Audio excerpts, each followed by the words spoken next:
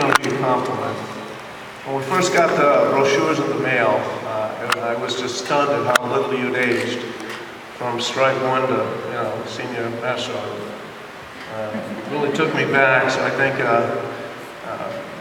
Bethany and Marco, you got some good genes in you from mom and dad. I think you'll be looking great forever. I'm honored and privileged to be here today to celebrate Senior Master Sergeant Clemente Marrero's career. I want to talk to you a little bit about service and sacrifice. It's about serving the greater good, for a better tomorrow. The long days and the short nights, the constant deployments and the painful separations away from family and friends.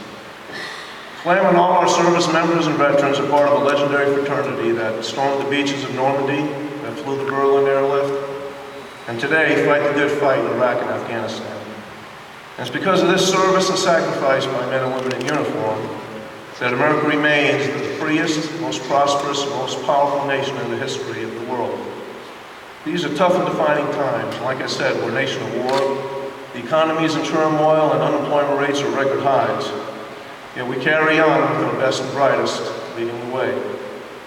Clem has served on the front lines and in the trenches, making a difference where it matters most, and that's with the people. And let there be no doubt in anyone's mind that this is a people business. It always has been, it always will be, and the mission is nothing without people. We tend to forget that sometimes. I just wanted to remind you. And if it's about people, it's certainly about leadership. Now, that term gets thrown around a lot these days, but we damn sure know a great leader when we see one.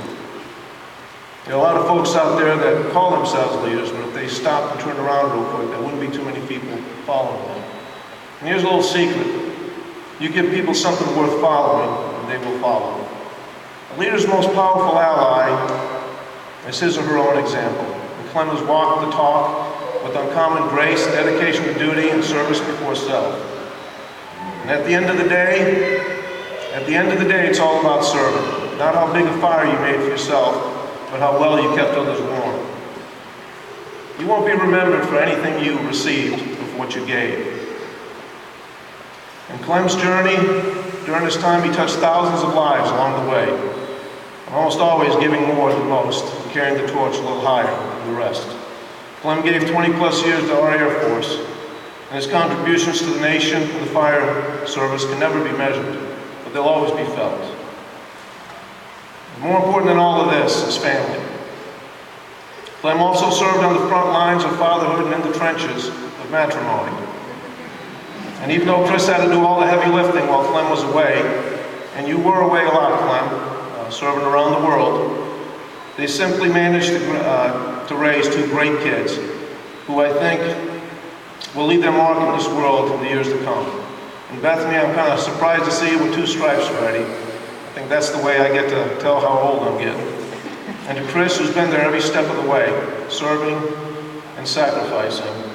I wish there was a medal for kicking ass, because I think you damn sure have earned it. And to Clem, my friend, it's time to turn the page and write another chapter. And there's no doubt in my mind that the best is yet to come.